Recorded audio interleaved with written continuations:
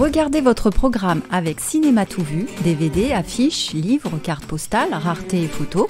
La boutique de tous les cinémas, c'est à La Rochelle, 10 rue de la Ferté.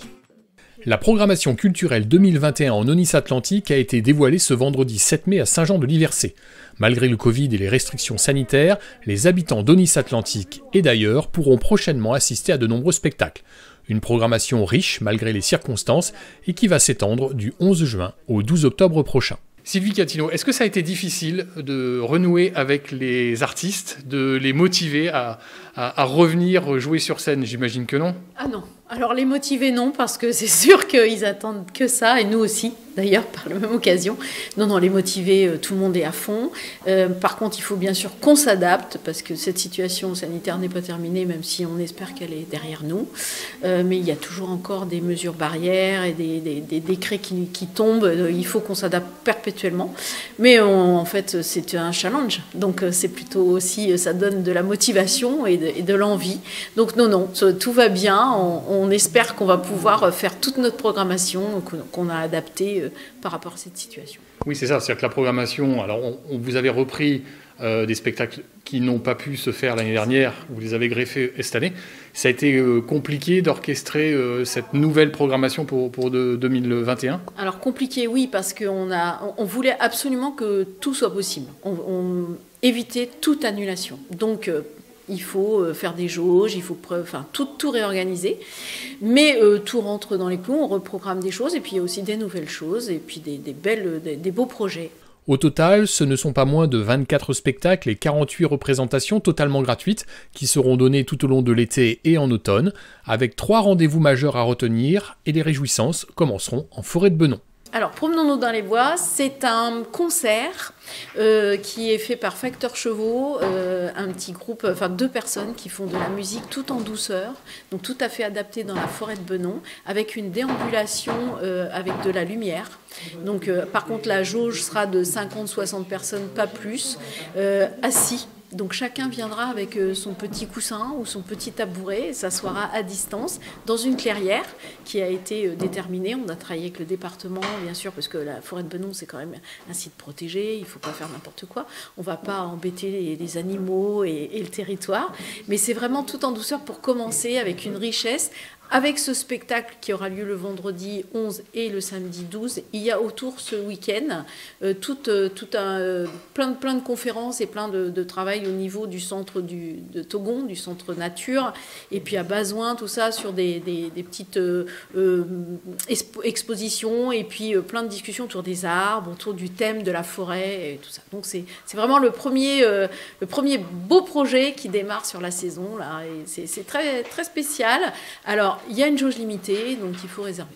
Et après, on ne peut pas accueillir plus de monde. C'est le seul problème. Il y a quelque chose d'important, puisque c'est pratiquement le seul festival qui va rester sur l'ensemble de nos festivals du territoire. C'est le festival à la briqueterie. Donc là aussi, une programmation très riche. On rattrape un petit peu ce qui n'a pas pu se faire l'année dernière. En gros, c'est ça. Donc on donne on donne 2 ou 3 couches au gâteau. C'est ça. Qu'est-ce qu'on va y trouver ? Alors, on va y trouver plein de choses, et surtout des choses pour nous détendre, pour nous apporter plein de bonheur, du rire, des échanges, voilà. Pareil, plein de petits spectacles avec des temps forts, une compagnie, Les Mots d'Images, qui est conventionnée, qui vient nous faire une petite présentation, un gros spectacle autour d'un artiste qui était ancien champion de BMX et qui va nous faire un spectacle tout particulier, qui dure 20 minutes, tout en douceur autour du vélo, avec une espèce de chorégraphie. Il sera accompagné par la Clique, qui est une fanfare du territoire, qui va être derrière avec leur musique. Ils sont en train de travailler là-dessus. Donc ça, c'est très particulier aussi, et très original. Et puis plein d'autres spectacles. On a une programmation, il faut bien lire la plaquette avec tout ce qu'il y a dedans. Ça va être un week-end très riche, avec on espère des food trucks pour pouvoir un petit peu se nourrir et rester sur le site à distanciation, mais rester et découvrir toutes ces programmations. Ça fait quand même 20 spectacles. Donc c'est tout le week-end. Très très riche pour un week-end. Tout à fait, un week-end. Et puis est-ce qu'on peut dire que la collectivité se lance dans la voyance ? Oui. Alors tout à fait, parce qu'effectivement l'avenir est toujours incertain, donc nous on a fait appel à Martine. Martine qui est une cartomancienne très particulière, qui travaille avec beaucoup de sérieux et qui étudie l'avenir sur l'environnement de notre territoire.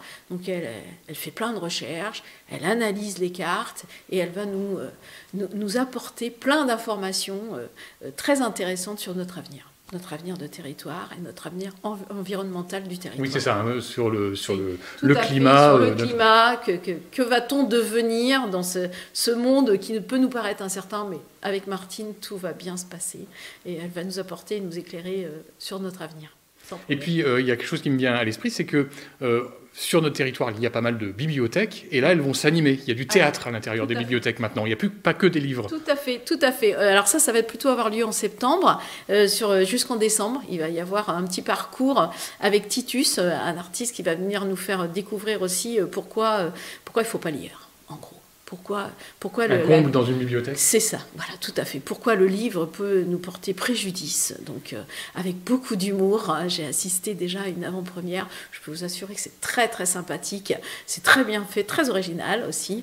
Et voilà, ça va circuler dans les bibliothèques. Il va y avoir tout un travail aussi auprès des bibliothécaires, grâce à lui, qui va les apprendre un peu à compter, à comment on aborde le livre, comment on le transmet, comment on fait des petits contes. Nos bibliothécaires sont enchantés de travailler là-dessus. Donc voilà, c'est pour finir l'année après la programmation d'été.